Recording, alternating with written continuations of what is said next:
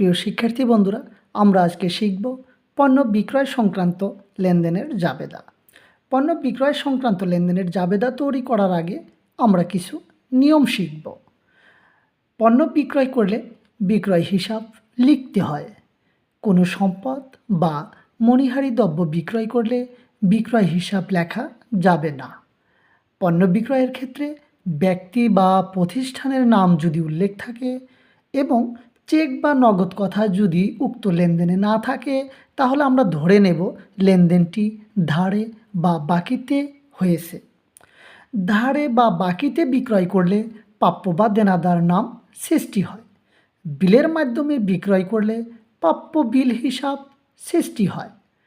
পণ্য বিক্রয় করলে নগদ চেক ধারে বাকিতে উল্লেখ না থাকলে নগদ লেনদেন হয়েছে বলে আমরা ধরে নেব। পণ্য বিক্রয় করলে বিক্রয় হিসাব ক্রেডিট হয়, কিন্তু সম্পদ বিক্রয় করলে সংশ্লিষ্ট সম্পদকে ক্রেডিট করতে হয়। এই নিয়মগুলো জানার পরে আমরা কিছু লেনদেন জানব এবং এই লেনদেনগুলো আমরা এই নিয়ম অনুযায়ী সমাধান করব। 1 তারিখে আমরা দেখতে পাচ্ছি পণ্য বিক্রয় 30,000 টাকা। এখানে নগদে, বাকিতে, বিলে, চেকে কিভাবে লেনদেন হয়েছে এরকম কোনো তথ্য নেই, তাহলে নিঃসন্দেহে আমরা ধরে নেব নগদে বিক্রি করা হয়েছে। আর নগদে বিক্রি করলে অবশ্যই নগদ টাকা ব্যবসায়ে আগমন হয়েছে বা নগদ টাকা বৃদ্ধি পেয়েছে।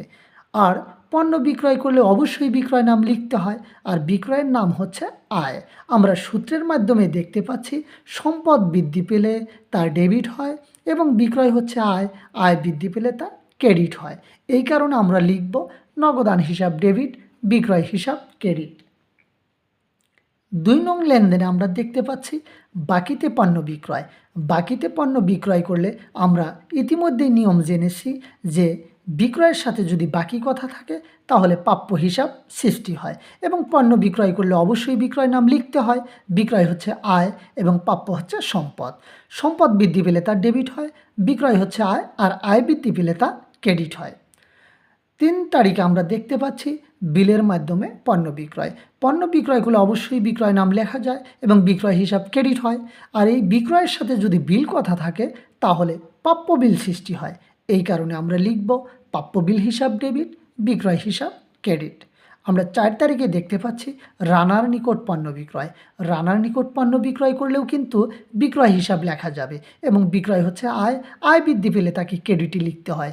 কিন্তু বিক্রয়ের সাথে কোনো পরিচিত ব্যক্তি থাকলে এই পরিচিত ব্যক্তিকেও আমরা মনে করব যে বাকিতেই লেনদেন করা হয়েছে, এই জন্য এই পরিচিত ব্যক্তিকে আমরা বলবো প্রাপ্য রানা। প্রাপ্য রানা ডেবিট, বিক্রয় হিসাব ক্রেডিট। রানার নিকট থেকে নগদে পণ্য বিক্রয়।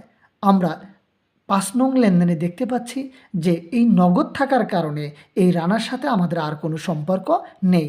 এই কারণে আমরা রানাকে প্রাপ্য বা রানা হিসাব লিখব না। নগদে বিক্রি করলে নগদ অর্থের আগমন ঘটে বা নগদ অর্থ ব্যবসায়ে বৃদ্ধি পায়, তাই নগদান হিসাব ডেবিট এবং বিক্রয় হচ্ছে আয়, আয় বৃদ্ধি পেলে তা ক্রেডিট হয়। এই কারণে আমরা লিখব নগদান হিসাব ডেবিট এবং বিক্রয় হিসাব ক্রেডিট। আমরা 6 তারিখে একটি লেনদেন দেখতে পাচ্ছি চেকের মাধ্যমে পণ্য বিক্রয়। বিক্রয়ের সাথে যদি চেক শব্দ থাকে তাহলে আমরা ধরে নেব ব্যাংকের জমা টাকা বৃদ্ধি পেয়েছে। ব্যাংক জমা যেহেতু একটি সম্পদ, আর সম্পদ বৃদ্ধি পেলে তা ডেবিট হয়।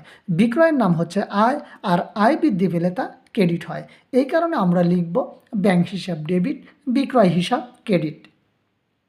7 তারিখে আমরা একটি লেনদেন দেখতে পাচ্ছি 10% কারবারি বাট্টায় পণ্য বিক্রয় 20,000 টাকা। আমরা জানি যে বিক্রয়ের সাথে যে পার্সেন্টটি রয়েছে এটির নাম কারবারি বাট্টা, আর এই কারবারি বাট্টা হিসাবে অন্তর্ভুক্ত হয় না। 20,000 টাকার 10% হচ্ছে 2,000 টাকা। এই 2,000 টাকা অন্তর্ভুক্ত হবে না।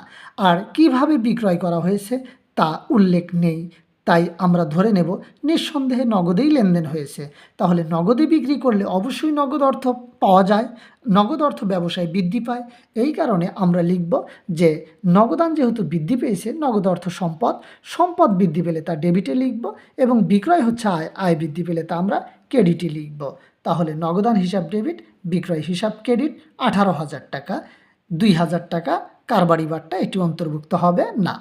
8 তারিখে আমরা দেখতে পাচ্ছি দাগ কাটা চেকের মাধ্যমে পণ্য বিক্রয়। যদি বিক্রয়ের সাথে দাগ কাটা চেক থাকে তাহলেও আমরা ধরে নেব ব্যাংকে জমা টাকা বৃদ্ধি পেয়েছে। এই কারণে আমরা লিখব ব্যাংক হিসাব ডেবিট এবং বিক্রয় হিসাব ক্রেডিট। কেননা সম্পদ বৃদ্ধি পেয়েছে, অপরদিকে বিক্রয় বাবদ আয় বৃদ্ধি পেয়েছে। সম্পদ বৃদ্ধি পেলে সংশ্লিষ্ট সম্পদ ডেবিট হয় এবং বিক্রয় হচ্ছে আয়, আয় বৃদ্ধি পেলে সংশ্লিষ্ট আয় ক্রেডিট হয়।